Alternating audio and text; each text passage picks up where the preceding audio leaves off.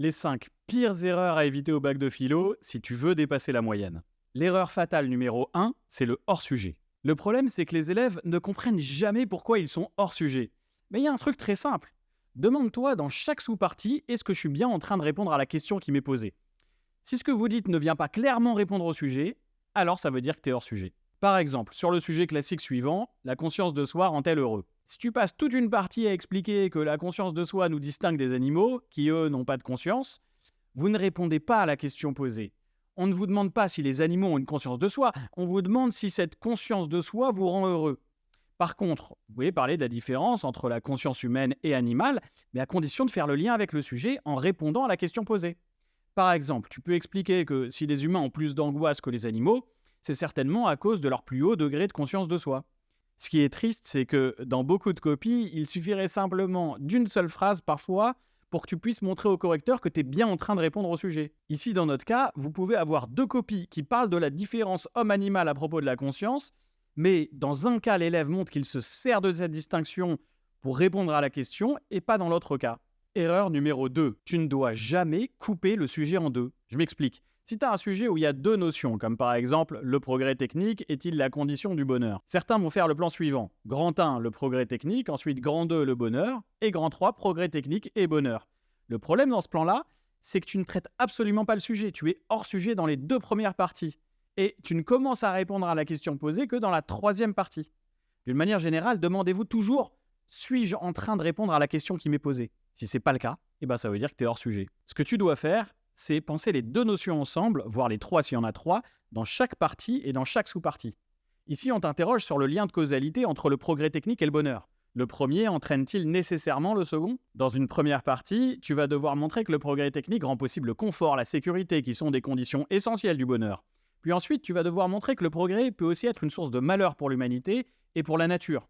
Puis enfin, tu vas te demander si le progrès technique n'est pas insuffisant pour satisfaire l'homme. Est-ce qu'il n'y a pas d'autres besoins, des besoins spirituels qui échappent à la technique? Et là, avec un plan pareil, tu es sûr de répondre au sujet dans chaque partie, parce que dans chaque partie, tu as traité des deux notions qui sont dans le sujet. Erreur numéro 3. Dans mes 5 conseils bac philo que tu retrouves dans ma playlist méthodo, je vous ai dit qu'il était fondamental de poser une problématique. La problématique, c'est ce qui te permet d'avoir au moins deux idées qui s'opposent dans ta dissertation. Par exemple, si tu tombes sur le sujet suivant, un artiste est-il un artisan?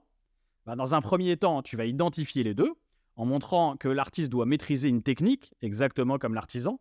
Que je sois menuisier ou sculpteur sur bois, c'est exactement les mêmes techniques. Mais ensuite, tu vas soutenir une idée contraire, en montrant que l'artiste est focalisé sur le beau, alors que l'artisan est focalisé sur l'utilité de l'objet, sur sa fonctionnalité.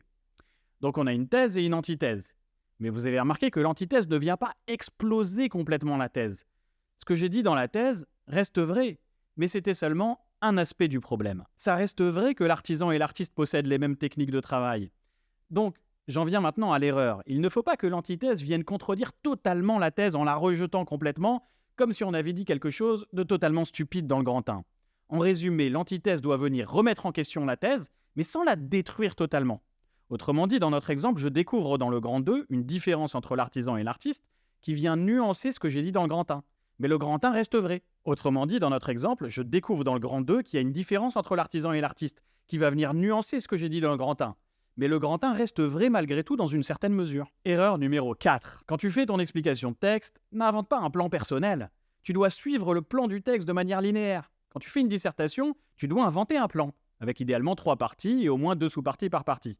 Mais dans l'explication de texte, c'est pas à toi d'inventer un plan. Tu dois respecter le découpage du texte que tu as fait dans l'intro. Si tu as trouvé 3 parties dans le texte, alors ton explication aura 3 parties. Après, ça ne veut pas dire que tu n'as pas le droit de faire des références à la fin du texte dans ta première partie. Mais grosso modo, tu dois dérouler la pensée de l'auteur.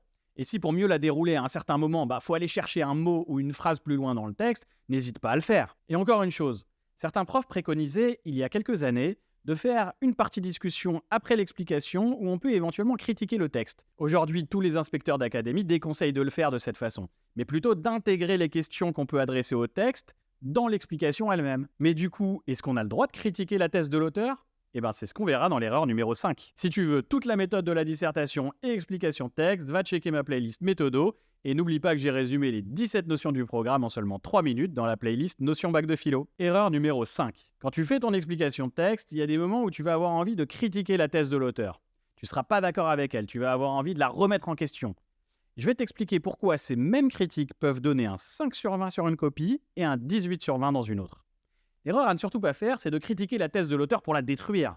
Tu dois au contraire te faire l'avocat de la thèse de l'auteur en essayant de la défendre, car c'est la seule manière pour le correcteur de voir si tu l'as vraiment bien comprise. Par contre, si tu as des critiques sur la thèse, mais qu'ensuite tu arrives à y répondre en montrant comment l'auteur pourrait répondre à ces critiques, alors là c'est jackpot, parce que c'est exactement ce qu'il faut faire dans ta copie. Et ça s'appelle la problématisation. Tu montres que la thèse de l'auteur n'est pas évidente, parce qu'on pourrait lui opposer une, deux ou trois objections.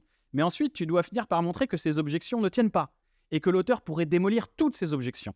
Je vais te donner une image pour mieux comprendre.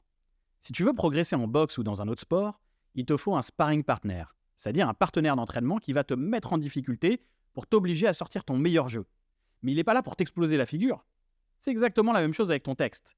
Quand tu critiques la thèse de l'auteur, c'est jamais pour la démolir et dire qu'elle est nulle, mais au contraire pour lui donner encore plus de force en montrant qu'elle résiste à tous les coups qu'on pourrait lui porter. Donc en résumé, la critique c'est bien, mais à condition d'arriver à montrer que la thèse de l'auteur finit toujours par gagner le match. Et c'est toute la différence entre la copie à 5 sur 20 qui démolit la thèse de l'auteur et celle à 18 sur 20 qui montre que la thèse est problématique, mais qu'elle finit par gagner. Et ce conseil-là, crois-moi, c'est le meilleur tips que je peux te donner pour ton explication de texte. C'est ce qui fait la différence entre les très bonnes copies et les très mauvaises. Si tu veux toute la méthode de la dissertation et de l'explication texte, va checker ma playlist Méthodo et n'oublie pas que j'ai résumé les 17 notions du programme en seulement 3 minutes dans la playlist Notions Bac de Philo.